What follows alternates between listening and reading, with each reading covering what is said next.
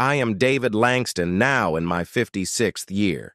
If you told me 8 years ago that I would be sitting down to write this, not for the pity party, not as part of the healing process, but simply because I wanted to get it off my chest, I would have laughed.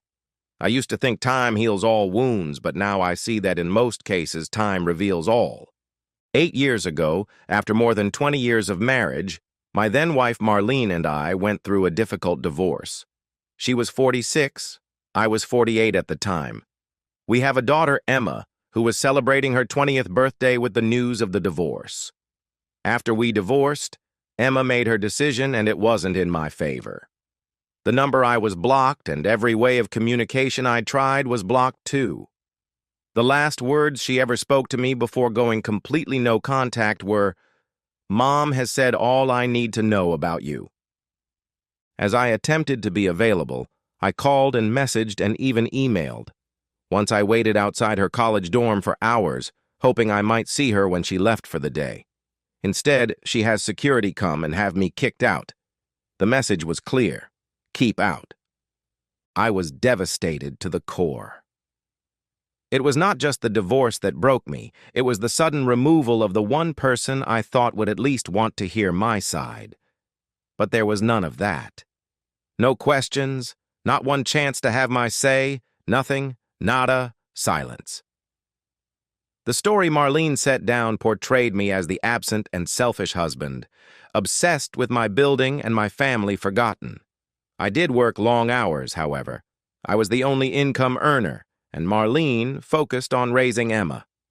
I was proud of being able to provide them with a comfortable life. But when we argued, she had little difficulty in poisoning Emma's mind against me. In this story, I was the villain. No trial, no jury, just an instant verdict. For the next 8 years, I carried that sadness alone, lost in my work and caring for my mother, who was dying of Alzheimer's. She died a year ago, so I have no family left, and they moved. Standing alone at the cemetery after her funeral, it hit me. I have no one to lean on. No family, no daughter.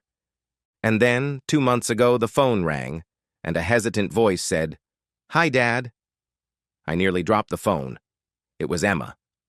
I hadn't heard her voice in almost 10 years and did not recognize it at first. It sounded so much older, softer, and more guarded. She'd noticed a post online about my grandmother's passing and wanted to check in on me. I was surprised to know she still followed any part of my life. I thanked her for calling and for how much I was missing her. She proposed we meet for dinner to discuss it, and we agreed on the following Saturday at my house. In anticipation, I cleaned the house as though royalty were coming to inspect it. I made her favorite meal, shrimp Alfredo, and I even bought flowers. Not for her, but to grace my dining table, almost as if to signal that I still had people in my life. She had come on time, and when I opened the door and saw her after 8 years, it was as though time had folded in on itself. She looked like her mother, but in some ways I could see the little girl I once used to carry on my shoulders. I choked back the tears as I hugged her. Dinner went well. We chatted like two shy friends catching up and not like a father and daughter who were seeing each other for the first time. That's the opportunity I appreciate, truly. Finally, I mustered enough courage to put into words the question that had been stuck in my throat for close to a decade. Why did you never ask for my side of the story? Her eyes dropped and she answered meekly, "I was afraid." Mom said stuff and I believed it. I didn't know any better, and I guess I didn't want to know any better. She apologized and said she was sorry and embarrassed. I really wanted to believe her, but some instinct told me that something was wrong. The conversation changed, and I asked why she was contacting me now. That was when she dropped the news of her engagement a couple of months earlier. She was strapped for cash and had been waiting to hear from the lawyers about her grandmother's inheritance. But when that didn't materialize, she made me a new offer.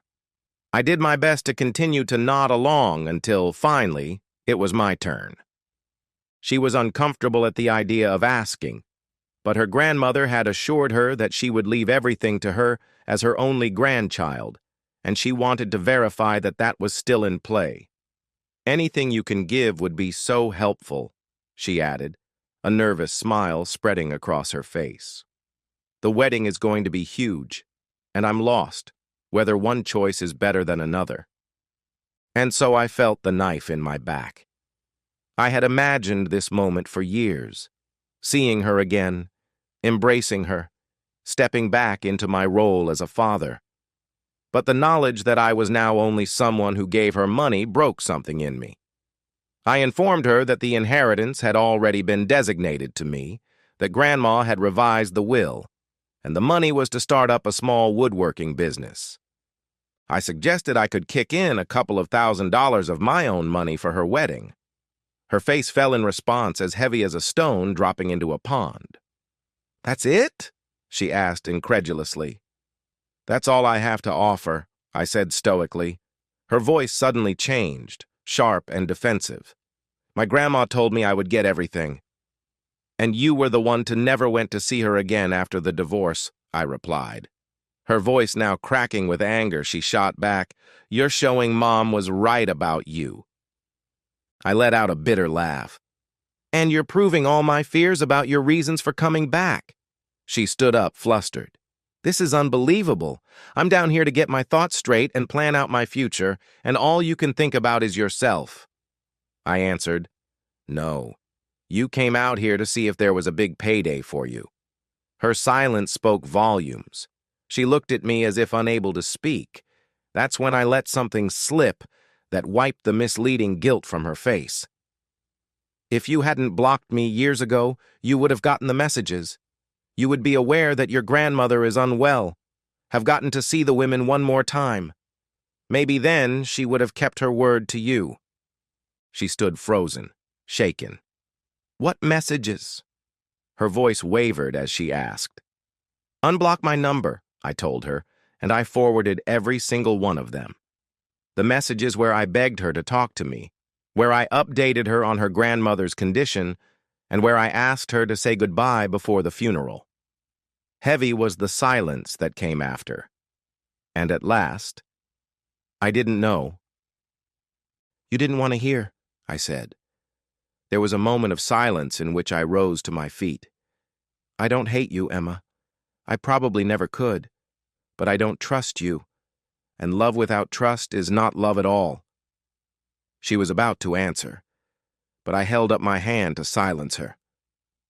"I'd spent 8 years missing you, grieving you, even though you weren't dead. But I'm done mourning. This waiting is over, and I'm finished being the father of someone who only acknowledges me when it benefits him, money or otherwise." With that, she stormed away without another word.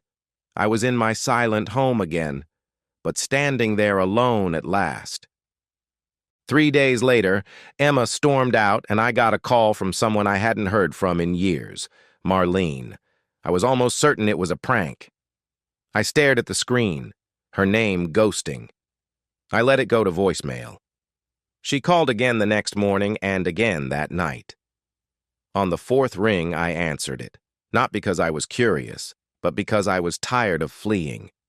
I was tired of just listening to them tell the story and not speaking. "David," she said, her voice measured, almost soft. "Can we talk?" I remained silent. "I know I'm the last person you want to hear from." "You're right," I said. There was silence on the other side. She took a breath. "Emma came home upset. She told me everything." I almost hung up, not wanting to go through it all over again. The idea of listening to Marlene try to weasel the truth out one more time had me strumming, but something inside me counseled me, so I listened. "Hear her out. Finish it," I told myself. "She said you had offered her money, and she had said no." I snorted in disbelief. "It wasn't exactly like that." She paused again. "You're right. I can tell when she's lying, but that's not why I called." "Then why are you calling, Marlene?" I pressed. "I want to apologize." That stopped me. I was momentarily speechless for a second there. This time, 8 years too late, I was able to say, I know. Dana, I ruined you, she continued, her voice cracking. I said to myself it was deserved, that you were contrary and unfeeling and didn't give a fuck about us. Your image was already that of the bad guy by the time I was through, and it simply made it easier for Emma to stay with me. So you admit it? I asked. I do. I was angry and bitter. I didn't want that woman to leave me. And I knew that if she had a choice, if she heard your side, she would have chosen other than me. She would have, I affirmed. I would never have had her turn against you. I know, she whispered. I sank back into my chair and looked out the kitchen window at the serene backyard. The wind whistled softly among the trees, like on the night Emma had come over. The worst part? Do you know what it was? I started, pausing for a second to consider it. It wasn't the lies or even the losing of the house or half of my savings. It was seeing my daughter just erase me as if I wasn't anybody that raised her, as if every bedtime story, every scraped knee, every Christmas morning didn't matter. I'm sorry, David, Marlene replied softly. I really am. I should have been vindicated instead. I just felt tired. I had pleaded with her to see me for years. You said I was stalking her. You threatened to sue me. I know, she admitted. That's the part I regret the most. I weaponized her. I didn't think about the long-term costs to her or to you. I shut my eyes, inhaling deeply once more. Why are you really calling? I asked. This cannot be simply about guilt. She hesitated. Emma still has a feeling that she deserves something. She believes your mother pledged it to her. She did, I replied. Before the divorce, before Emma cut me out, before she let 8 years of messages go and came calling with her hand out. I know she did you wrong, Marlene added, but she's your daughter. No, I corrected her calmly. She's your daughter. You brought her up to think I'm a monster, and now you're asking me to pay for a wedding to some man who has never in his life held down a full-time job. Marlene fell silent. I'd even given her money, more than she deserved, all things considered, but it wasn't the question of what was fair. It was a question of finding out whether any of that little girl still lurked in her. She didn't. I don't want it to end like this, Marlene said. You'll regret it when you get older. I laughed bitterly. You think I haven't spent the last 8 years regretting things? Emma asked me to come and see if I could talk to you, to let you know she's sorry and she was young. She caught herself and added, I twisted everything. She mentioned that already, I replied. But it doesn't rebuild 8 years. Sorry. It doesn't erase silence. It doesn't turn manipulation into love. She's still your blood, Marlene protested. I walked to my mother's old china cabinet, the one Emma used to sneak behind during games of hide and seek. I looked at it for a long time. You know what's the worst part, Marlene? I would become everything for her. Not just my money, but my time, my love, my forgiveness. I waited for her to come back, and now that she has, I see it plainly. She came for the money, not me. She misses you, David. No, I replied. She doesn't have what I can give her. A long silence followed. She's destroyed, Marlene said. So was I said, stunned by what she had said. There was another pause before she said something surprising. I don't want money for her. All I need to know is, do you hate her? No, I answered honestly. But I also don't know her anymore. The one I saw last week doesn't love me.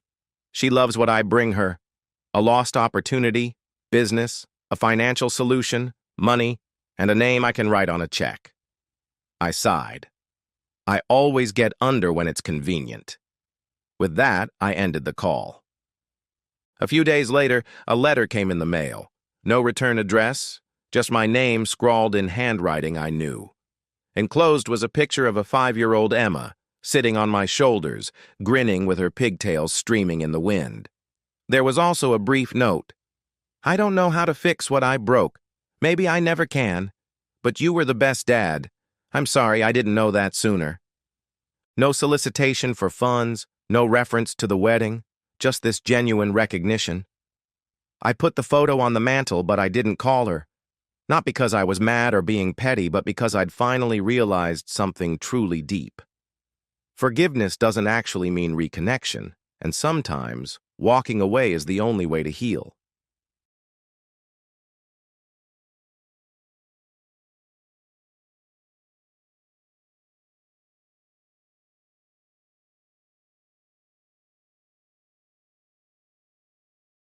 Lester Nelson was a nerd in school. He was a nerd in college and remains one to this day. I should add that he is a very intelligent nerd. His government recruited him right out of college. Lester dreamed of working in the secret world of government covert operations. Technically, he does work there, but his dreams of a career as a spy were shattered like all the beautiful women at a party. Lester was a genius at analyzing social networks. He knew and understood more than 20 languages, so he spent his working hours searching for clues about planned or ongoing covert operations. Everyone has a soulmate. For Lester, that soulmate was Paula Haggard. A slightly overweight woman still struggling with acne, she wasn't very sociable either. Nevertheless, she managed to find herself a husband. 2 years after their wedding, they had a son. 2 years later, the boy had a brother. Life in the Nelson family was good, at least for 10 years. When the children started school, Paula got a job in an office building. She worked in a cafe during the lunch shift. Being on her feet all day helped her lose weight. Maturity seemed to rid her of her acne. With a little makeup, Paula discovered that men were flirting with her. She enjoyed the attention, especially since Lester didn't seem to notice her newfound sex appeal. As far as Paula knew, Lester worked as an accountant for the Department of Homeland Security in an office near Phoenix. At least that's what he wanted her to think. Lester had become head of intelligence, but no one outside his work environment knew that. Still dressed in a white short-sleeved shirt with pen pockets, Lester sat at the kitchen table. He was making a few notes in his notebook when he heard Paula enter the house. It was strange because she had a parking space in the garage. She led a well-dressed man into the house. Lester's years of training did not go to waste. He discreetly turned on a recording device hidden in his pocket. Cleve McFarland worked with Paula at a restaurant in the courtyard of a shopping mall. Today, he was posing as a government official. Presenting fake documents identifying him as Special Agent Rogers, he said, "Mr. Nelson, I've come to ask your blessing to use Paula in a covert operation." Lester immediately realized that this was complete nonsense, but decided to play along. "Really? Covert?" "Yes, sir. There is a supplier, Gerard Young, who is actually a spy for a foreign government. He has fallen in love with your wife. We are offering Paula the opportunity to pretend that she has succumbed to his charms." Lester was impressed by the man's boldness. His weak attempts to play the role of a spy discredited the reputation of amateurs, but Lester decided to play along. Interesting. What exactly does succumbing to his charms mean? Turning to Paula, Lester insisted, "And you're willing to risk your safety for this, Paula?" She quickly replied, "You do something for our country every day. This is my chance to do my civic duty." Cleve added, "We'll be watching their every move. She must not be exposed to any danger. I must warn you that Paula may end up in Jared's room, but we will intervene before he has a chance to make any sexual advances." Turning to Paula, he asked, "And you agree to this?" Agent Rogers assured me that no harm would come to me. Lester asked Rogers, "And this will be a one-time thing?" "Yes, sir. If Jared does as we expect, he will turn to her for help that evening." "What can I say? It's up to you, Paula." Paula quickly replied, "Then it's settled. When Jared comes to see me on Friday, I'll lead him on." Agent Rogers said goodbye. Paula got ready for bed. Lester retired to his home office, locking the door behind him. What bothered Lester most was that he knew there were secret agents working in the office building where Paula worked. Had she been recruited to compromise these agents? Lester launched his special virtual reality game, putting the helmet on his head. Anyone else in the room would have heard random sounds coming from the headphones. When the screen came to life, he had to follow the script. Andy's shoe store. "How can I help you?" Lester replied, "My black shoes need new soles." "What color are the shoes?" "Orange." "Please hold." Lester waited about a minute before the call was transferred to another internal number. The only word Lester was given was, "Continue." "Own, tool, tree, fort, fight, sex, no, tent." The computer replied, "Voice recognition successful." Lester heard the call being transferred. He knew what to expect, so he waited patiently. Soon, the virtual reality screen came back to life. This time, a man was standing in front of him. "Good evening, sir. I have been informed that you have an orange-level problem. My wife may be working for a foreign government. Section 810-6 requires me to report this. I have downloaded a recording of our conversation." Over the next 15 minutes, Lester recounted his conversation with Paula and Agent Rogers. The call ended with his contact assuring him that he had done the right thing and that he would receive a report on the resolution of the situation.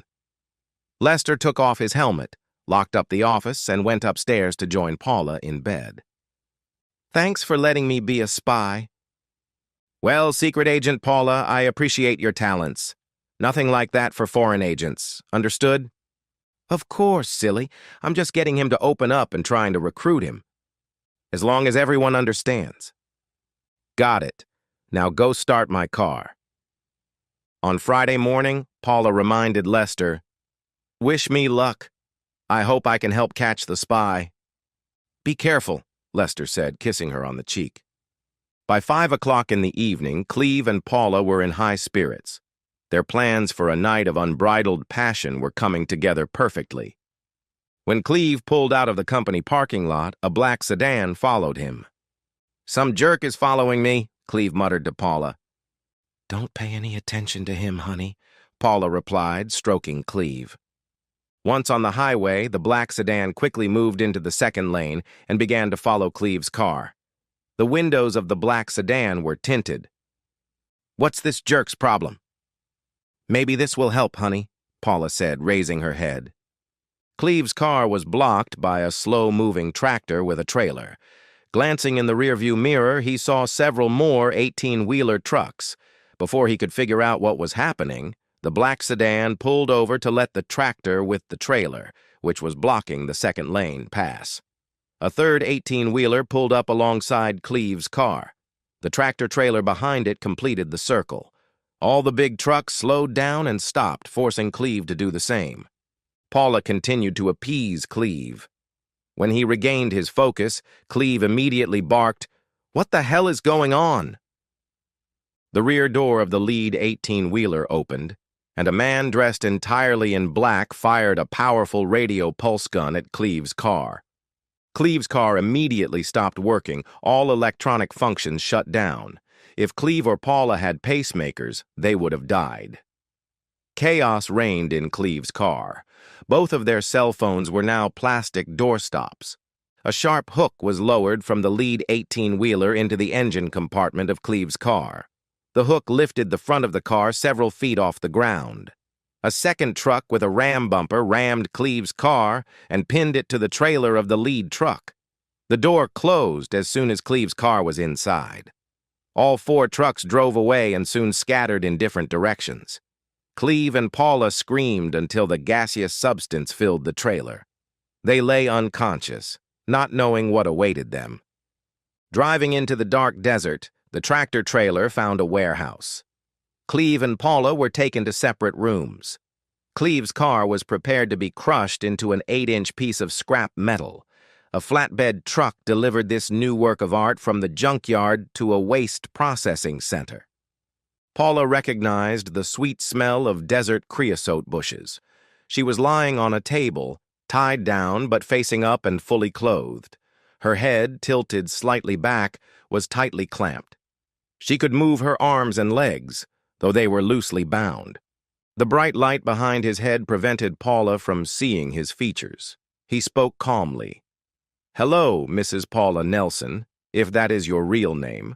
I hope you understand that your head is securely fastened, although slightly tilted back?" Very frightened, Paula quickly replied, "Yes." "Tell me, which government do you work for and what secrets are you trying to obtain?" "You're mistaken. I'm just a cook in a cafe." "I'm sorry. I heard something else just a second ago." "Have you ever been waterboarded, Mrs. Nelson?"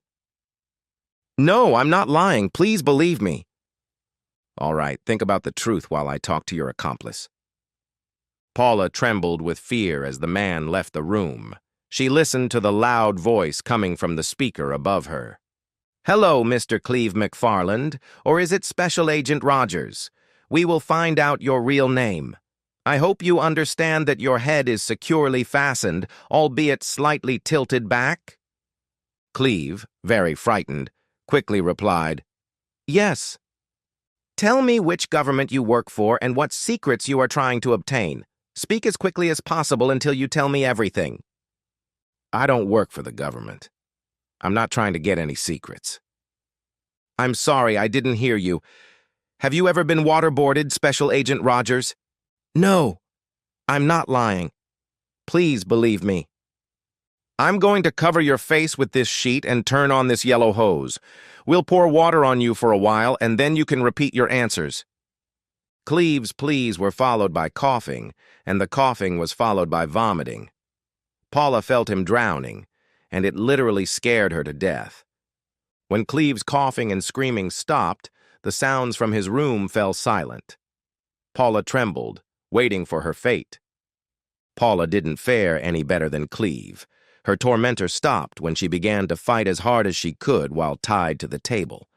When Paula's coughing stopped, he removed the rag. "Relax, dear. I'll go see if your friend remembers better than you do. I'll be back to compare your stories. Until they match, we'll continue playing with water." Coughing, choking, and spitting out water, Paula exhaled in response. "Please believe me. I'm just a cook." He ignored her and left the room. This time, Cleve held his breath. It was a big mistake. When he exhaled and gasped for air, there was very little of it. The feeling of drowning was much worse than the first time. The sounds coming from above as Cleve subjected her to another round of water made Paula lose consciousness. Paula didn't know how much time had passed, but when she came to, he was there. "Please, not again. I beg you."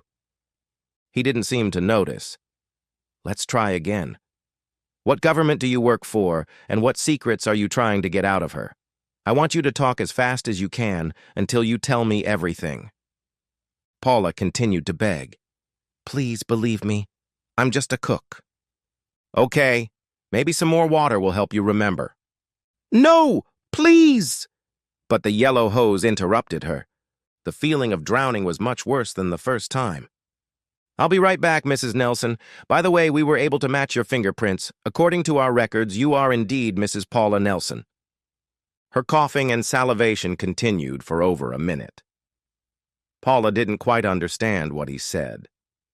Her anxiety intensified when she heard the voice from the speaker above her head again.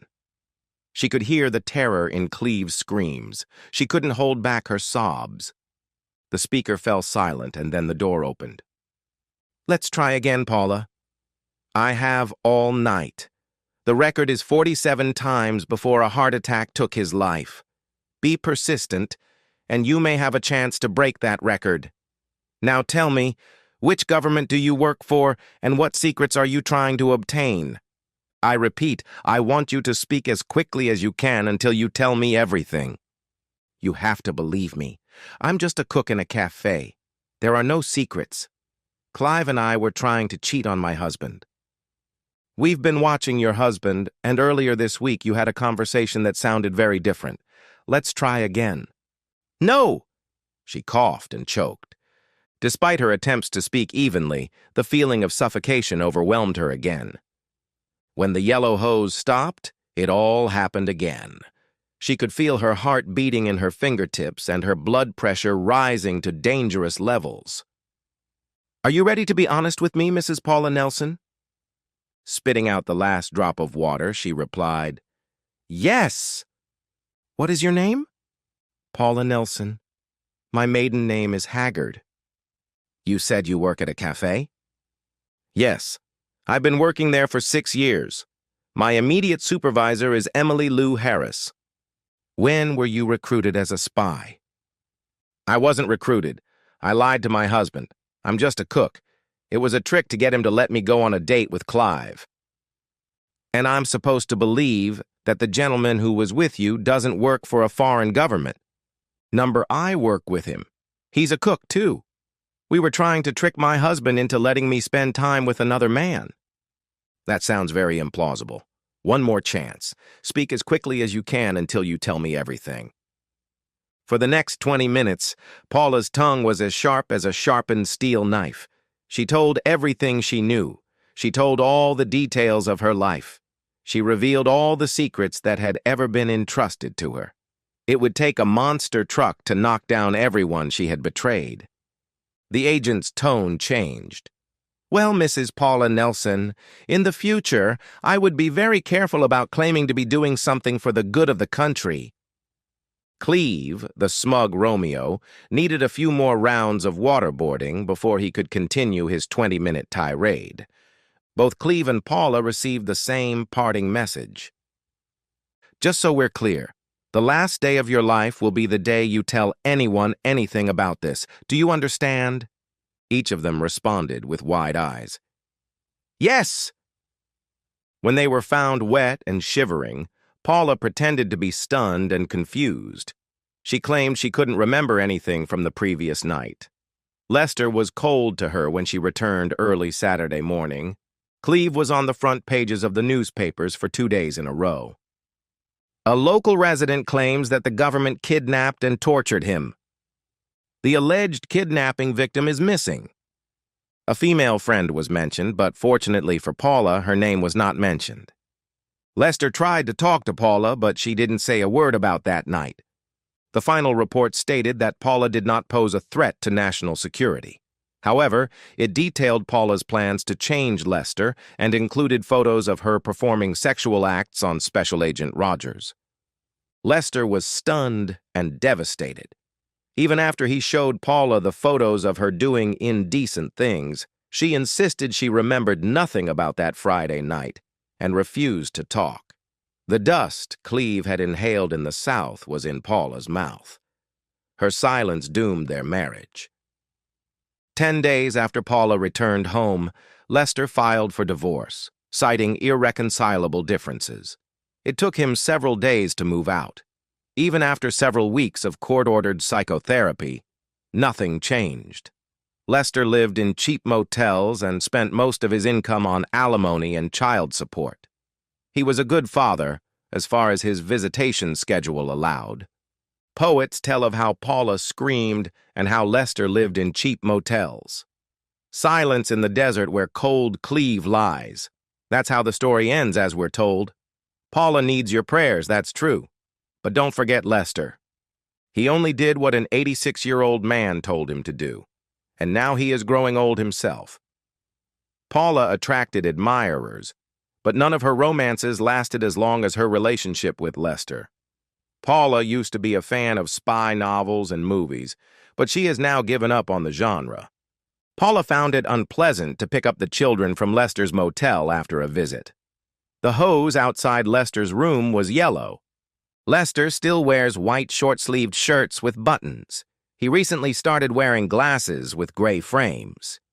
The gods of romance took care of Lester, probably out of kindness.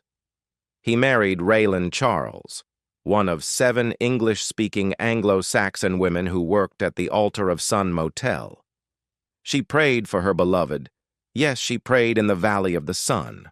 Well, when the moaning stopped, Lester grew wings when she drove his Anglo-Saxon ass home.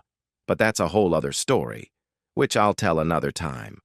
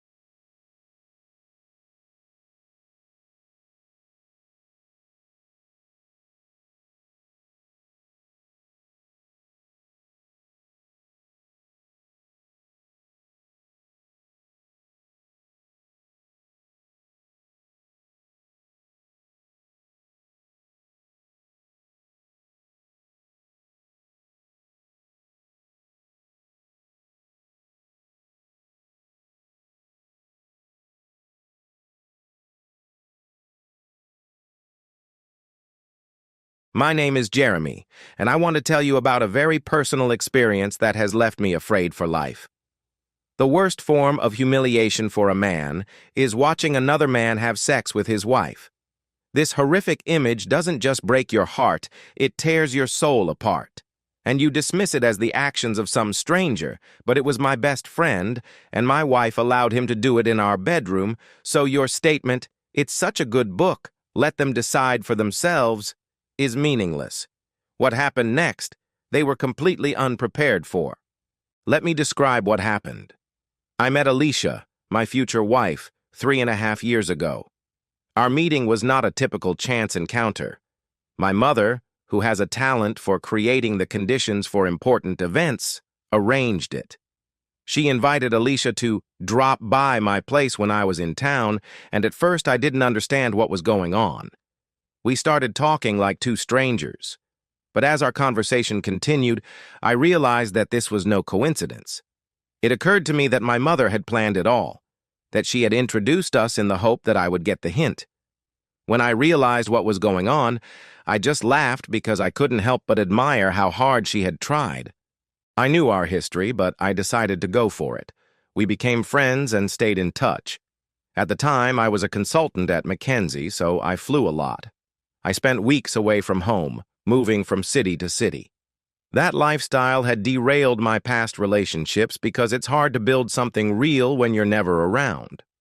But with Alicia, I felt a change.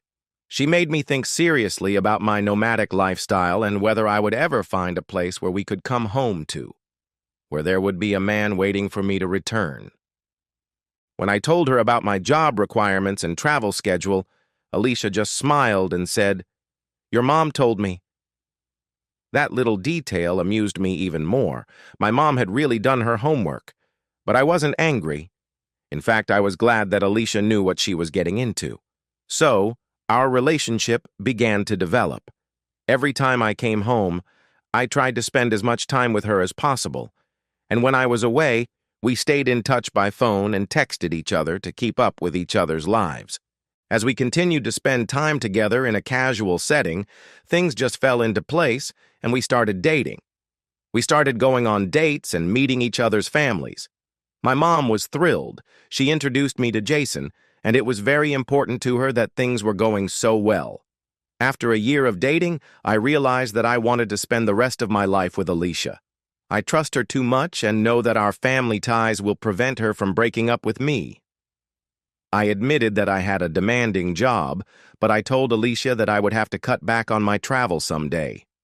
For now, I needed to focus on her and my work to secure our future, and she understood that. I tried to make it up to her when I was home.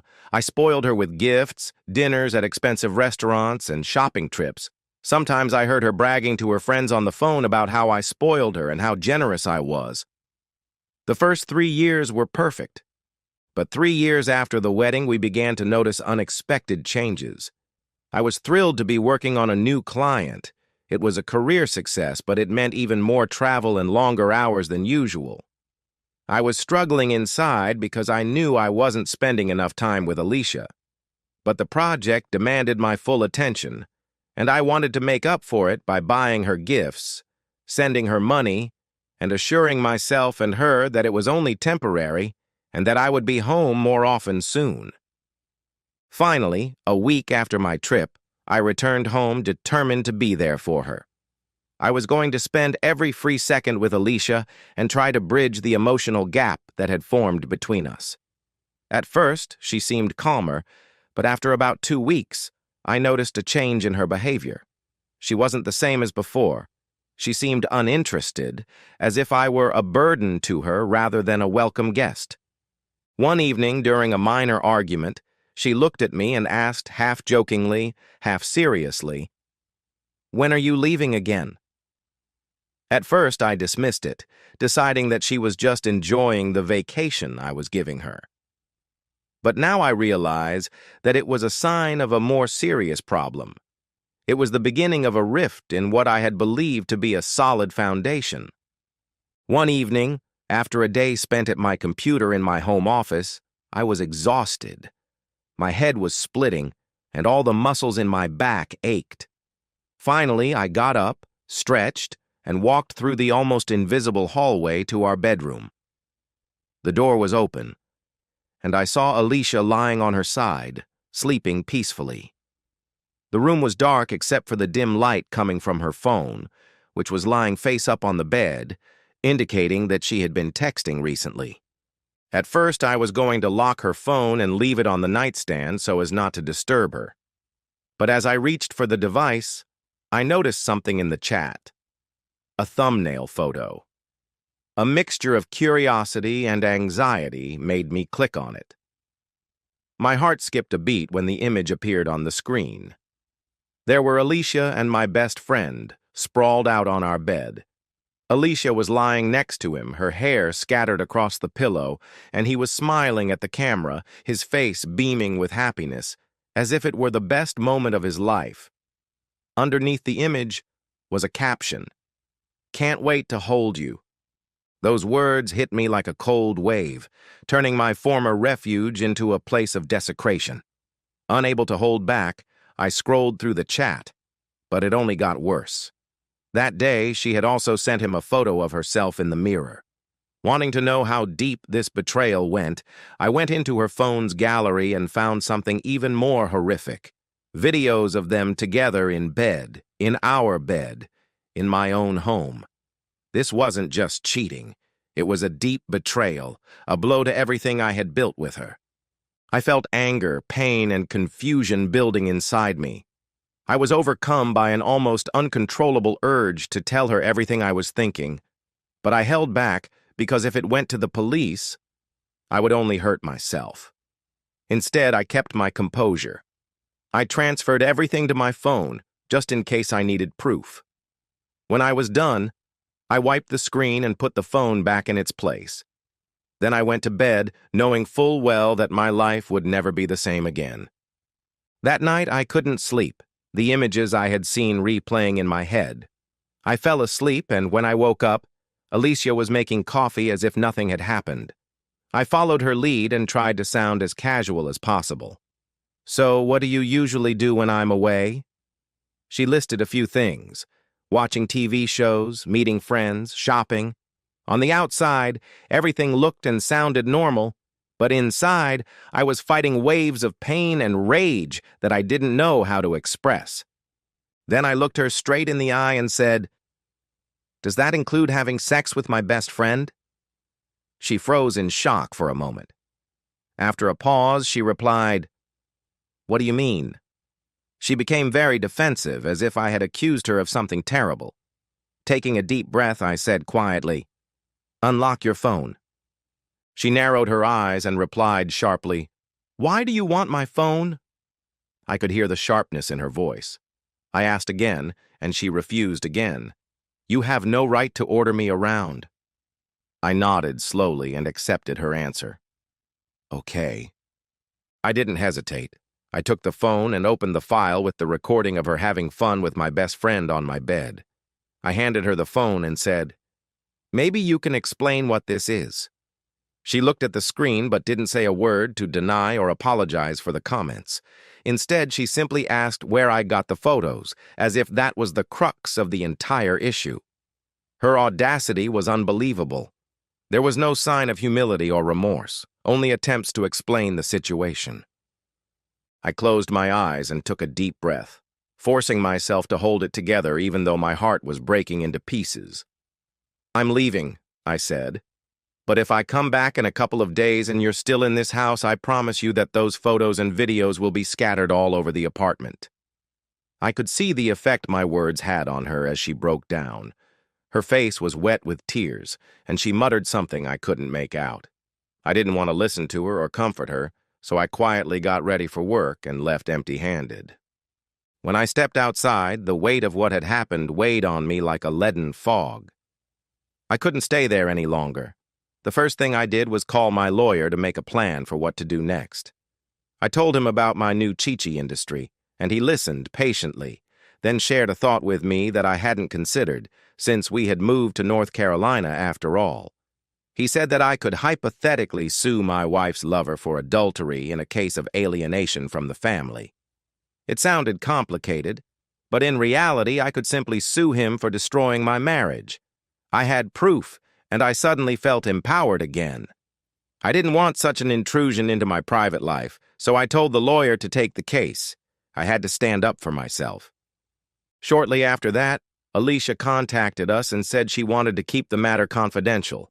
She agreed to everything, but I didn't want to drag things out with her. I wanted to punish him for sleeping with her. She begged me to drop the lawsuit against him, but I refused to help her ex-husband. This man destroyed my trust, destroyed my marriage, and destroyed a part of me that I thought was lost forever. I stopped believing that words or tears could repair what had been broken. This was reality, and I was determined to put an end to it.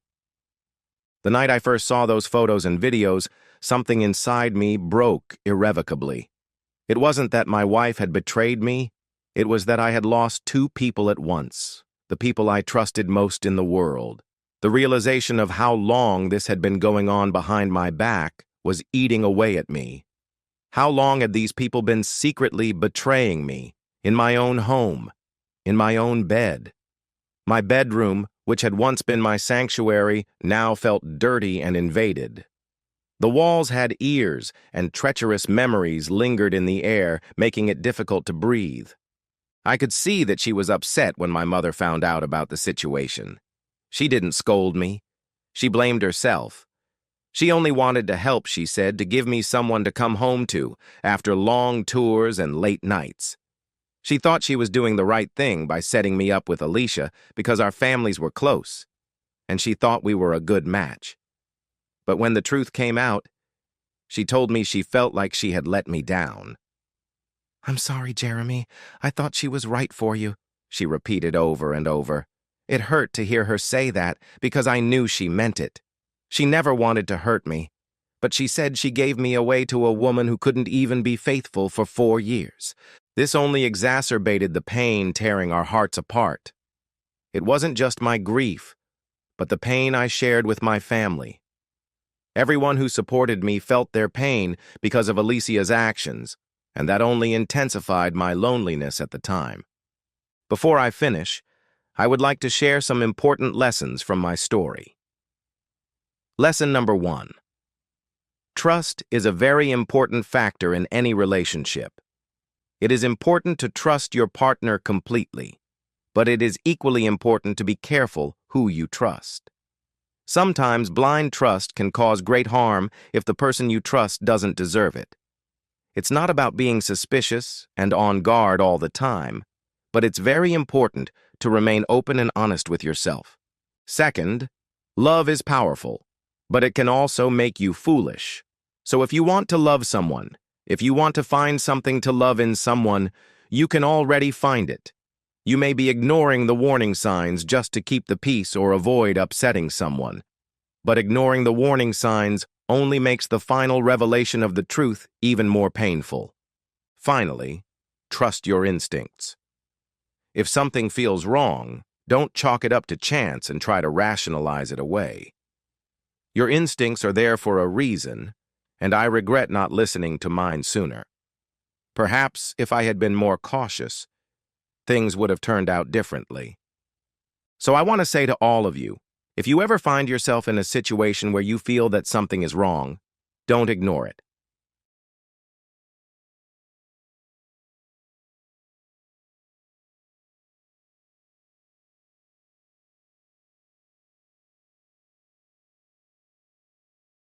Jason Shaw was initially concerned when his phone rang at 1 o'clock in the morning. Perhaps something had happened to his wife Morgan, whom he had been married to for 11 years, and who had gone on a bachelorette party with her friends and was staying at a hotel, or to his parents, or to Morgan's parents. His concern turned to annoyance when he saw that it was Cliff Dunn calling. Cliff was the former deputy director of the insurance company where Jason was the executive director. They never got along. Cliff, who was about 10 years older than Jason, was a pompous jerk who harassed female employees. When the company introduced a zero-tolerance policy for harassment, Jason fired Cliff after a complaint that he had groped a summer intern. The intern withdrew her complaint, but Jason suspected that this was due to pressure from Cliff and stood by his decision. This was confirmed when Cliff sued the company for wrongful termination. Cliff was a big, ugly, fat bully, and Jason was glad to be rid of him. However, Cliff loved to drink, and over the 2 years after he was fired, he called Jason 5 times while drunk, threatening and harassing him. Morgan wanted to get a restraining order, but Jason knew the guy was all talk, and if it came to a fight, he would never lose to Cliff. Jason knew he probably shouldn't, but he answered the phone. "Done? What the hell do you want at this hour?" "Show, baby, how's it going?" Cliff slurred. Just as Jason suspected, he was drunk. There was another female voice in the background that he could barely make out, probably the TV. "God, Dunn, you ruined everything. Just forget about it and move on. Stalking me won't get you anywhere." "Damn it, man, I'm not stalking you. Just a friendly call. I thought you might be interested to know that I'm screwing your wife." Jason laughed. Not only did he know that his beautiful 30-year-old wife would never cheat on him, she wouldn't even look at a guy like Cliff if he wasn't such a jerk. "You're saying you slept with Morgan? You must be really drunk." "I didn't say I slept with her. I said I'm sleeping with her. Right now. As we speak. Listen." Jason heard the phone move, then a distinct female moan that sounded very much like Morgan's voice. "Hey, it's Jason. Say hi," Cliff's voice said, moving away slightly. "Well, revenge is sweet, boss," Cliff said, speaking into the phone again. "Don't worry. When I'm done in an hour, I'll pay for a taxi to your place, but I'm keeping her underwear, maybe her top, too." As soon as Cliff hung up, Jason immediately called back. Of course, there was no answer. He called Morgan's cell phone and then sent her a text message. Nothing. Overcome with emotion, he scrolled through his contacts and called Kayla, one of the women Morgan had been seeing, whose husband, Chad, was a very good friend of his. The phone rang about 8 times before a sleepy voice answered. "Jason? What the hell?" "Kayla, where's Morgan? It's important." Kayla laughed half-heartedly. "What do you mean? Did you lose her after you picked her up?" "What do you mean dropped her off? When? Where?" "Jason, we went upstairs around 11 to go to bed," Kayla said, now sounding more alarmed and concerned. "Morgan was very drunk and flirtatious, so we called you to come pick her up and take her home. We were afraid she would do something. Oh my God." "Kayla, no one called me. Who said I got a call? She's with someone right now. The guy I fired." "Kayla?" "Shelley was sober. She said she called you, but there were a lot of people there, and when she said Morgan was taken care of, I thought, she's not here. Shelley, I mean, what the hell? How do you know Morgan is with someone? Call the police." "Kayla." Jason calmed down to speak calmly. "He called me when they were together." Morgan knew I was on the phone. She acted like nothing had happened, and she was having a good time. "It can't be. I hope it's not that fat pervert who was hitting on her at the dance. She was out of it. But she would never. Oh my God, Jason, call the police. What if he drugged her?" Kayla sounded like she was crying. Jason hung up, got dressed, and got in his car to drive to Cliff's, but then realized there was no guarantee they were there. What would he do with their 4-year-old son? Wake him up and drag him across town to see his mother being raped? Instead, he poured himself a whiskey to calm down and waited downstairs, staring out the window. It was only an hour and a half, but it felt like an eternity before a car pulled up to the house. The Uber driver, an elderly Latino man, jumped out of the car and spread his arms in a defensive gesture. "Listen, sir, I didn't touch her. She was in such a state when that guy helped her into the back seat. He said, 'Take her to her husband. He'll pay you.' I asked if she was okay and if she wanted to go to the hospital, but she shook her head. Listen, I didn't look at her." Morgan was sitting in the back seat in an open white robe. In the dim light, it was clear that she was naked underneath and in terrible condition. "Listen, I need to wake my son up. Can you wait while I take her to my car? We'll go to the hospital. Can I have your contact information? The police may want to talk to you." "Yes, of course, sir," the man said, pulling out a piece of paper. "Here's my business card. Please don't worry, I won't charge you. I have a family, too." Sitting in the doctor's office, waiting for the police and the test kit was torture. Morgan was still in her open gown so they could take photos and swabs. The worst part was that there were marker pen words written on different parts of her body. Cliff was here. Morgan didn't say anything, she just cried. Little Tommy understood that his mother was upset, and he cried too. She didn't look Jason in the eye. Finally, Jason waited outside while his wife was examined by the police, doctors, and psychologists. Little Tommy calmed down and fell asleep when two uniformed police officers with grim expressions on their faces came out of the office.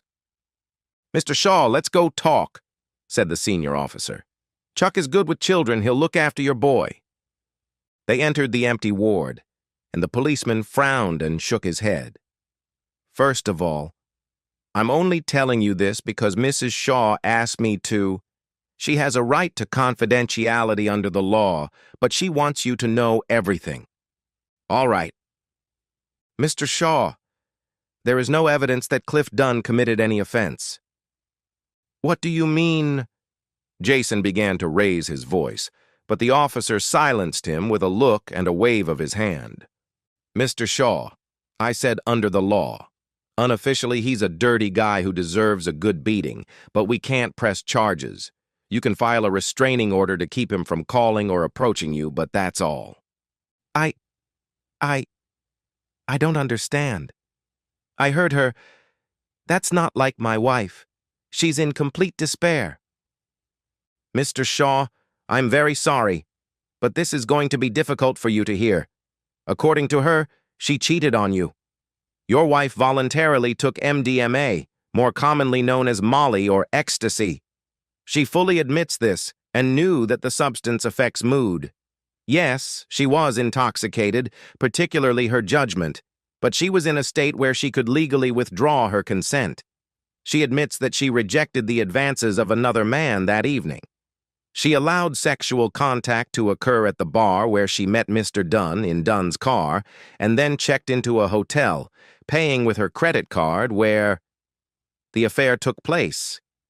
And Jason's eyes filled with tears. He was so upset and angry. "And there's another and." The officer sighed and shook his head. "There's a video on your wife's phone that clearly shows that she consented to intimacy and to being filmed. Please don't watch it. We need it as evidence just in case, but I told her to delete it after she sent us a copy." "What should I do?" The police officer sighed. "I can't tell you. I don't know what I would do in your place. Your wife is in a difficult state, and MDMA withdrawal can have many potential negative effects on the psyche to which women are more susceptible. You need to be patient. I think she's also coming to terms with feelings of guilt over her infidelity. The psychologist is still talking to her, but she's going to need additional help, probably both of you. She said to take Tommy and go home. Mr. Shaw, I'm sorry, but if you do decide to kick someone's ass, I have to warn you that you could be charged with assault if that bastard decides to press charges. The guy who was insulting you seems like the type who would do that. Be careful." Jason took Tommy to his parents' house and waited alone in the early evening when Kayla arrived with Morgan, who still looked terrible in his tracksuit and a t-shirt that Jason didn't recognize. Kayla looked even worse, with a bruise on her face that appeared to be fresh. Jason didn't say a word, neither did Morgan, who just headed to their bedroom and closed the door. "Thanks, Kayla," Jason said, noticing that the bruise was clearly fresh. "Are you okay?" "Yeah. Just had a fight with that bitch," Kayla replied coldly. "Shelley manipulated us. She convinced Morgan that we were all on Molly that night, but it was just her, and we didn't even know. She pretended to be protecting Morgan from doing something stupid, but she actually tricked us so she could be alone with her. I'd tell you to go check on Shelley, but I just broke my nail and cut my hand. The bitch said Morgan deserved it, that she's always been jealous of her. Jay, Morgan feels terrible. She keeps saying she betrayed you, that she cheated on you, she was raped. Forget the legal bullshit. She would never have wanted this to happen to her. Thanks, Kayla, I replied sharply. I wasn't ready to hear excuses. Jay, thanks, Kayla. Jason entered the bedroom. Morgan, her eyes red from crying, was lying on her side under the covers. I'm sorry I cheated, she sobbed. You liked it, didn't you? He asked calmly. With Cliff? No, I didn't think. Please don't lie. Tell me the truth. Morgan began to cry. Don't do this. The truth. Okay, the truth. She sat up, wiped her eyes, and her face looked angry. The truth is, I cheated on you, and it's all my fault. The truth is, I'm getting old, and I missed some of the parties my friends had when they were 20 because I was already married and committed to you. The truth is, I wanted to have fun, pretend I was 20, and try the drugs people take at big parties these days. The truth is, I felt damn good, better than I had in years. The truth is, I knew I couldn't resist him anymore, so I asked him to take me home. He offered to drive me home anyway, but I wanted to go back. I paid for the room. I made the first move when we walked in. I unlocked my phone so he could take your new number. She wiped her eyes and sighed. I didn't mind when he called you and shoved the phone in my face so you could talk to him. The truth is, I remember everything now. And yes, I liked it. It was the best sex of my life. So good that I could only think about his and my pleasure. I didn't sleep with him. I made love to him because I felt like I loved him, and there was a strong chemistry between us. The truth is, I'm cheating on you. It's true. Are you happy?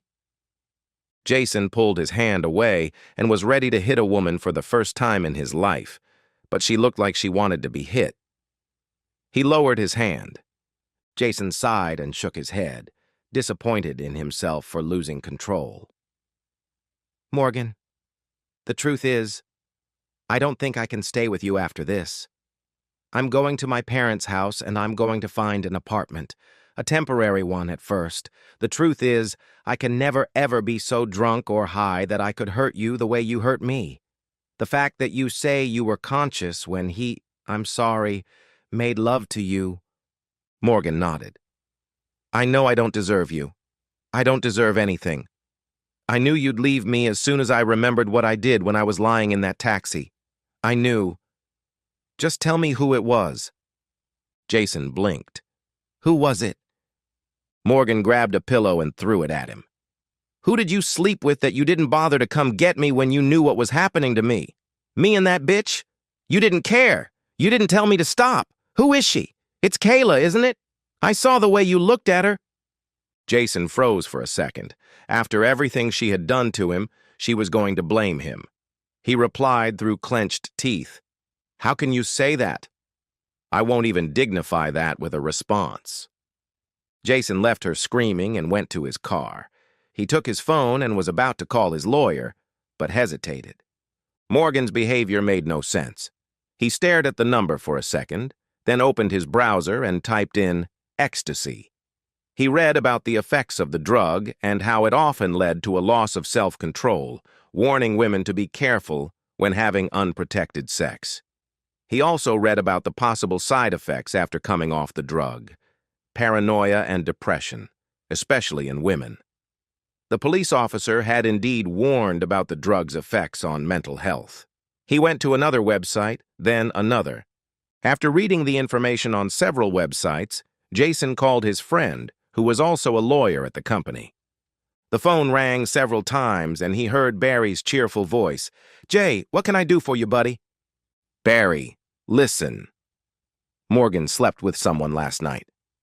Damn, man. I'm so sorry. You're not going to break up with her, are you?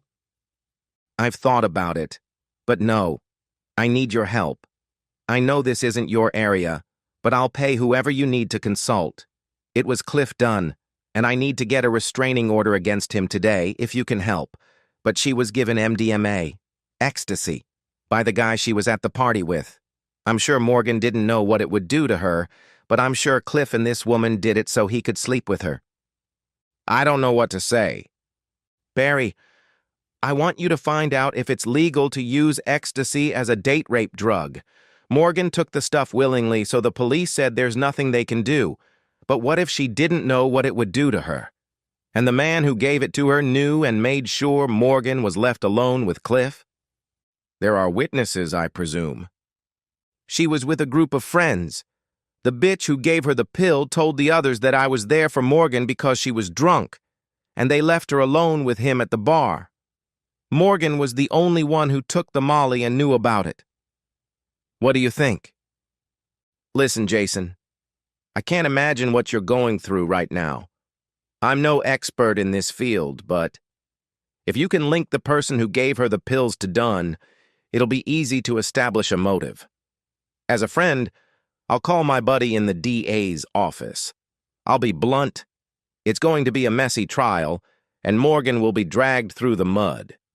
We need to prove that she would never have done something like this under the influence of drugs. You need to be there for her, okay? I'll get a restraining order as soon as possible. Tell Morgan I'm very sorry. Jason hung up, wiped away a tear, and punched the steering wheel until his knuckles turned red. He took a deep breath and went into the house. Morgan was standing in the kitchen drinking a glass of water. When she saw him, she pressed herself against the countertop as if expecting a fight. What? I'm sorry, Jason said quietly. What? She asked even more quietly. I'm sorry. I'm sorry for what happened to you, Jason said and hugged his wife, tears streaming down his cheeks.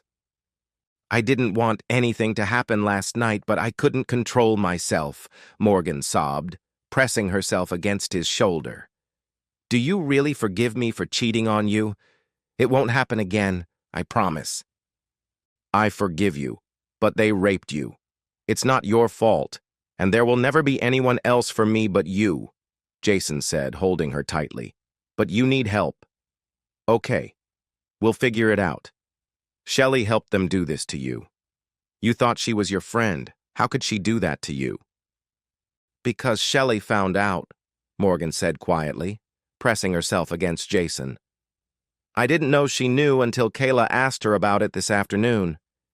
It makes sense because Cliff threatened to tell you when he first asked me to the dance. Anyway, it's over, just like I promised. Thank you for forgiving me. I don't deserve you. My stomach churned. What are you talking about? My relationship with Shelley's husband, Morgan sighed. I told you I cheated on you, and you said you forgave me. Jason let go of his wife. What? What did you say? Morgan looked nervous. Why are you acting like this? You said you forgave me. You knew perfectly well that I meant you and Cliff. Did you sleep with Chris? How long? Jay, please. Morgan's eyes filled with tears. How long? Jason shouted, and his wife flinched. 8 months, Morgan said quietly. I thought you knew. I told the police I had an affair. That's why I made a deal with Dunn. Jason shook his head. Morgan reached out to him. Please, you promised to forgive me. It's over, like I said. I told him when I left the hospital. Please, I don't want to lose you. I love you. Jason took a few deep breaths and pointed at his wife. You're still not yourself.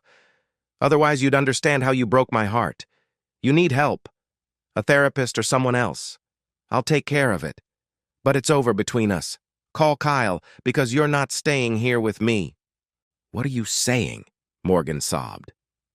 I'm saying I'm divorcing you, and I hope that someday you'll understand why I can't be with you anymore. 10 months later, Jason sat at a conference table with his divorce attorney, Morgan, and her attorney sitting across from him. Despite the fact that after Barry's investigation, the district attorney was ready to press charges against Cliff and Shelley, Morgan refused. She was living with Kayla and her husband, but had recently moved into a small apartment. Jason also lived in a 3-bedroom apartment, having sold his house to split the finances.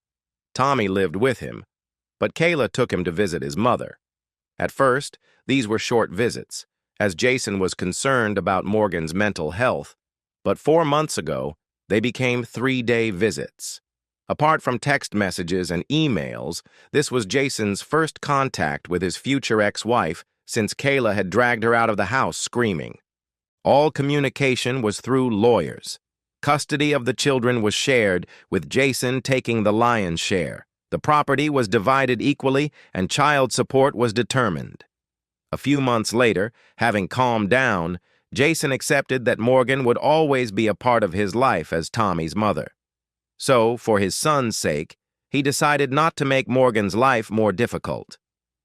All the papers were signed, and he was officially no longer married. He shook the lawyer's hand and was ready to leave. "Jason, can we talk?" Morgan asked. She was wearing a beautiful, elegant dress that accentuated her slim figure and legs. He was really going to miss sex with a body like that, almost as much as he was going to miss the woman who had once been his best friend for most of his adult life. "Okay," Jason said, staying behind when the lawyers left. "Can we go somewhere?" "I really need to talk to you," Morgan said. "It's a little late for that, isn't it?" he replied coldly. "Of course, I'm not trying to get you back. I realized long ago that it's no longer possible," she said, and smiled. "Okay, let's go to the cafe across the street," Jason said. "Great. I need a little time, but I'll be there in 10 minutes. Okay?"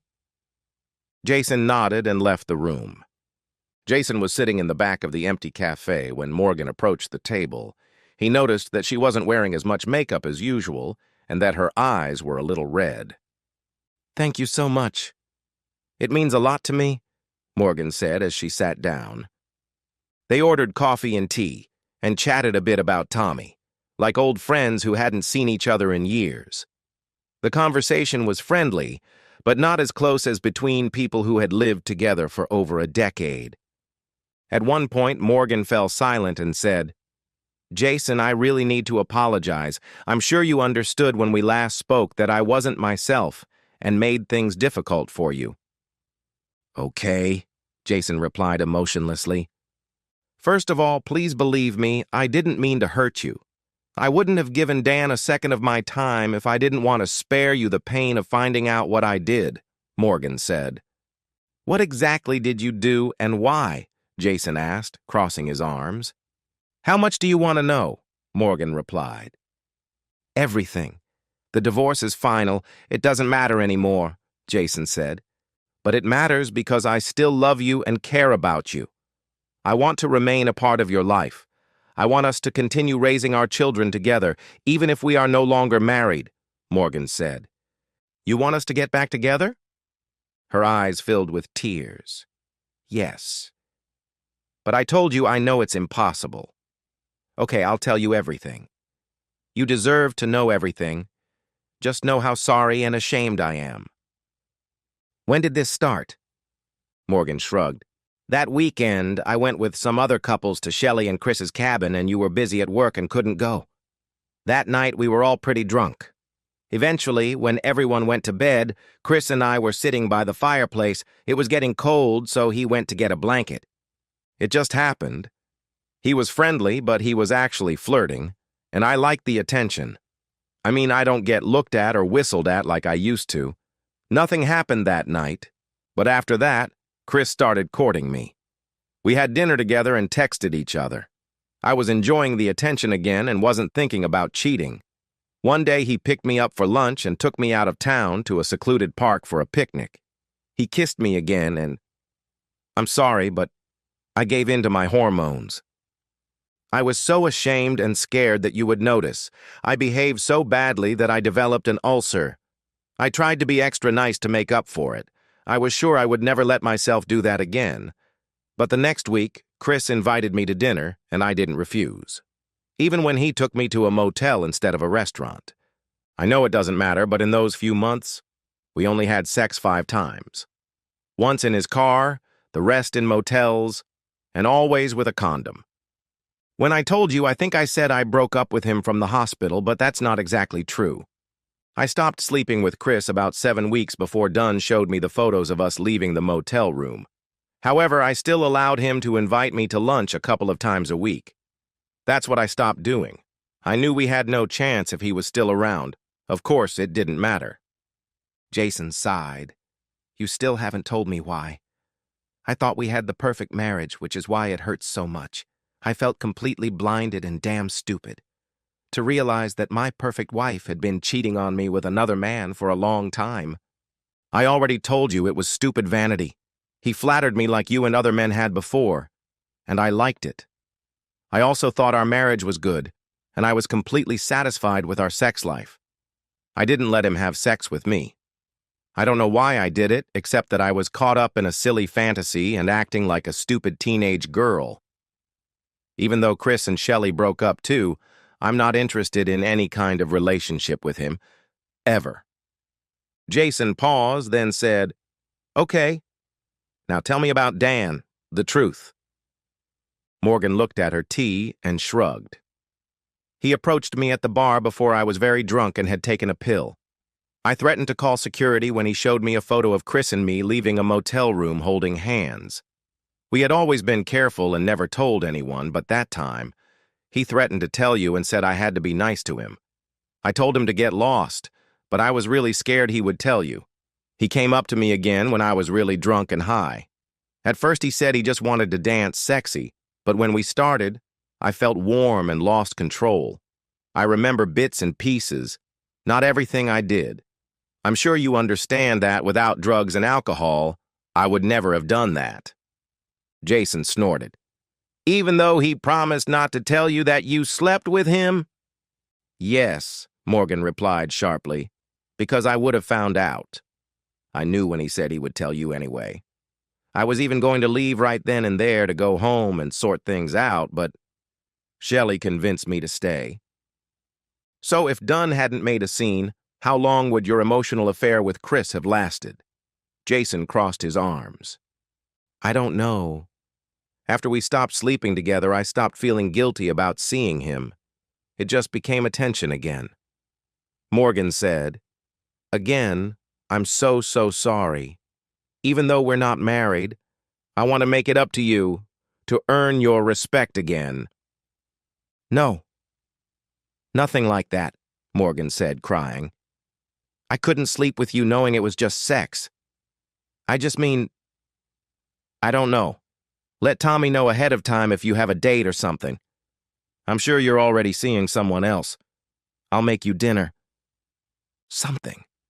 Jay, it's killing me that you hate me right now, and I want to fix everything. I don't hate you.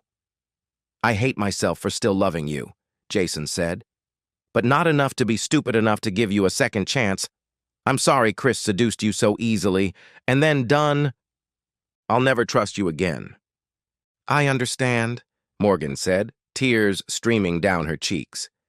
But can we at least get along? Try to be friends? Who is he? Jason asked. Morgan blinked. What? I know you. You wouldn't mention my dates so casually if you weren't seeing someone yourself. Who is he? I met him at a party Kylea threw. He works with her. Nothing serious. I was just lonely, Morgan said, looking down. I mean, we broke up, so I didn't think it mattered.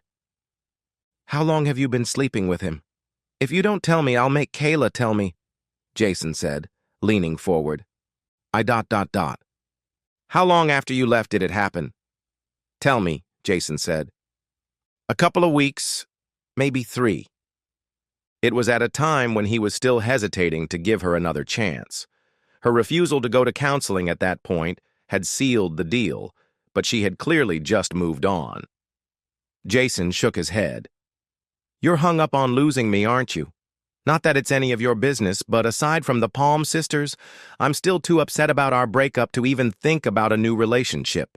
He stood up. I'm sorry, but after 13 years of knowing you, I'm finally starting to see you for who you really are. Was Chris the first guy you cheated on me with? Forget it. I don't want to know the answer, and I definitely don't want to have any relationship with you other than co-parenting Tommy. And thank you for not making me regret divorcing a cheater like you. Goodbye. Jason didn't listen to the excuses she tried to come up with and left.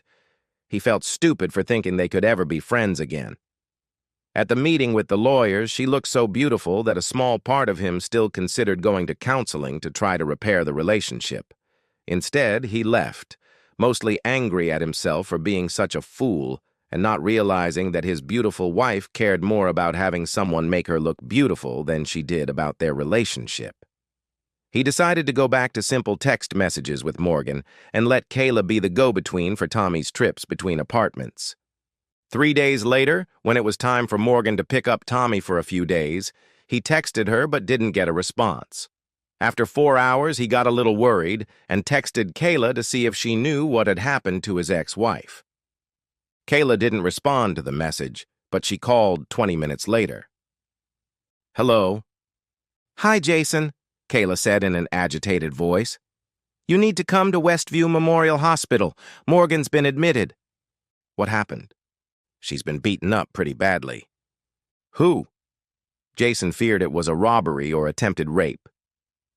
"It was Janelle, Wes's wife. She must have found out everything and tracked Morgan down at work." "Wait, is that the guy she's been dating for the last 10 months? He's married?" Jason shook his head in disbelief. "No, it's Mark, but it's more of a casual fling. They're mostly friends. I don't think they had a sexual relationship," Kayla said in a strange tone. "What did Janelle find out?" Jason asked sharply, deciding not to mention that he knew Kayla was lying to cover for her friend. "It happened once. I mean, she still loves you very much and was in emotional shock after the divorce. One thing led to another, and one night—" "Wait, Wesley Sharp? Her lawyer who's 50 years old?" Jason almost dropped the phone. "Jason, she's in bad shape. Please come," Kayla said. "And bring Tommy." "Will she survive?" Jason asked. "What? Yes, but she has a broken bone in—" Kayla began. "Kayla, you know what Tommy had to see when I took him to the hospital last time to see his mother, and how it affected him. Tell my ex-wife that Tommy will have to wait until she gets out to see him, and considering she didn't wait until the divorce was final to start acting like a bitch, tell her I'm reconsidering our custody arrangement. She already told me she slept with that Mark guy before I made my final decision to divorce her. I'm starting to wonder if her personal judgment is going to affect our son." "You're a heartless bastard. I'm not telling her that. She's barely conscious," Kayla replied sharply. "How dare you threaten to take her son away from her? If you were a real man, she might not have had to look for another man." "Go to hell, Kayla, and tell Morgan that everything has changed." Jason shook his head and hung up. He immediately called his divorce lawyer, who listened to him and began preparing a petition for full custody of Tommy. Jason was now prepared to play dirty and use any means necessary to keep Tommy away from his mother. The affair with his client was a huge mistake, although not a direct violation of the law. Morgan could be accused of using a client for sexual purposes. This leverage could be used to convince Wesley Sharp to force Morgan to agree to a new deal. In addition, he could mention that Morgan had used drugs, she had admitted herself that she had voluntarily taken ecstasy, and demand that she take a drug test. Jason knew that Kayla and her husband were heavy marijuana smokers, and he was sure that Morgan also smoked from time to time. Jason also called Barry to see if he could find anything else that might help him get full custody. Morgan was still in the hospital when her lawyer received the petition 3 weeks later. Jason was not surprised that she did not contest it. Her new lawyer, since Wesley Sharp had refused to continue representing her, said that the only thing that concerned Morgan was that she could still visit Tommy, to which Jason agreed on the condition that the visits be supervised by a social worker and that the agreement be reviewed in the future. Despite what Morgan said, it was clear that her relationship with Mark really meant a lot to her.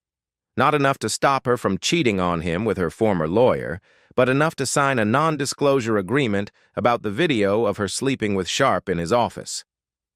Jason seriously doubted that Sharp's wife had suspected anything only this time and hired a detective. Jason's friend, lawyer Barry, pulled some strings with his friend, the prosecutor, and Mrs. Sharp pleaded guilty to assault, handed over the video, and received a suspended sentence.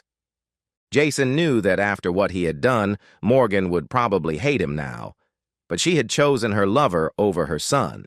Surprisingly, he felt no guilt and was ready to move on with his life. Jason saw Morgan from a distance, but when she entered the room, he didn't recognize her and hadn't spoken to her in over 3 years. Every time Tommy visited his mother, a woman from social services would take him away and bring him back. The visits began to take place without supervision, but Tommy was still not allowed to stay with his mother for more than 8 hours, and certainly not overnight. "Hi, you look good," Jason said, even though it wasn't true. Morgan still had traces of her former beauty, but she looked 10 years older, not 3. "Thanks, but you're just being polite. I look worn out and tired because I haven't taken care of myself in years," Morgan said with a weak smile. "You, on the other hand, haven't aged a day since we last saw each other." Morgan ordered only juice from the waiter, while Jason was already on his 3rd pint of beer. To say he hadn't been looking forward to this meeting would be an understatement, especially considering what awaited him at home afterward. "So, it's your party. What do you want, Morgan?" Jason asked flatly. She looked nervous and shrugged. "I'm sure you know one of the reasons. I want to change the custody agreement. It doesn't have to be 50-50, but I want my boy to be able to stay with me more than half the time. I want to be his mom again, not just the person he visits." "I thought so," Jason said, trying not to show his emotions. Seeing Morgan still brought up a lot of feelings from the past. Time hadn't healed that wound yet. "You said one of the reasons." Morgan sighed and shrugged. "I think the other, equally important reason is that I really want to apologize to you and thank you." "Thank me?" Jason couldn't help but laugh.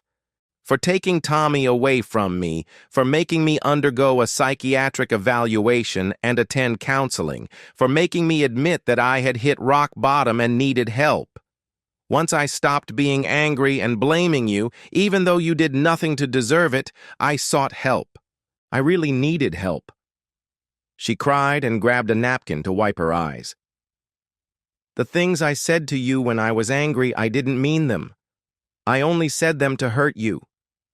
I hope you know that a lot of it was a lie, especially the part about you being a bad lover. You were the most important person in my life, and I ruined everything by sleeping with 4 men while we were married: Chris, Cliff Dunn, Wesley, and Mark. What I did to you by having an affair with Chris is unforgivable and completely justifies your decision to divorce me. Everything else just made it worse. I want to say how sorry I am for everything, for all the pain I caused you and especially Thomas. I really hope that one day you can both forgive me." "Thank you. I want to forgive you, but you and I—" Jason began, looking down at his beer. "Jason, I don't want to make excuses, but you need to know that my decision to take that stupid drug that night had long-term consequences for me," Morgan said. "It really affected my judgment and my perception of what was going on around me. For many years, I sincerely believed that you had been cheating on me throughout our marriage and had conspired with your mistress to take my son away from me. I felt like I had to try very hard to please the men around me. Otherwise, they would betray me too, even though I didn't trust them. It took a lot of counseling and medication for me to fully recover from that. Now I have accepted most of the truth, especially that you were a loving and faithful husband and a devoted father who protected his son. You were right not to let me near Tommy, and by forcing me to seek help, you saved my life. Everything that happened with Chris was entirely my fault, but what I did after that terrible night, I wasn't myself for a long time." "I know, Morgan," Jason said, not wanting to see her so upset. They had too much in common not to care about her when she was genuinely remorseful. "No, I don't deserve to be called that, Morgan said between sobs. Jason, please forgive me for hurting you when I wasn't myself, and for how I behaved when I wasn't myself. I truly believe that I am back to my old self, and I want a chance to prove to you, Tommy, and everyone who wants to see that I am ready to be his mom again. I will agree to any terms you and Amanda agree on. Amanda? The name caught him off guard. She's been more of a mother to him than I have for the past 2 years, Morgan said, and Jason understood how much that hurt her. She should have as much say in this as you do. I'd like to get to know her too. I don't expect us to be friends or for her to love me, but I want to know the person who is raising my son. Jason sighed. Morgan, this is too much. Like I said, I'll try to forgive you. The fact that I still love you makes it difficult. And your long affair with Chris hurt me much more than what happened after. As for custody, I'll discuss it with my wife, but I'm sure Amanda will support whatever decision I make. If it means anything, you're more like the Morgan I knew. But that's the one who broke my heart by sleeping with another man behind my back for 6 months. However, she was also a wonderful mother, and I want that woman back in Tommy's life.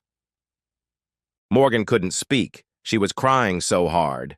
When she was finally able to speak, all she said was, "Thank you," and then she got up and left. Watching her leave, Jason decided he would forgive her and try to rebuild some kind of relationship, hoping Amanda would understand why. Hopefully, the fact that Jason had no regrets about ending his first marriage would be enough for Amanda not to hold it against him too much.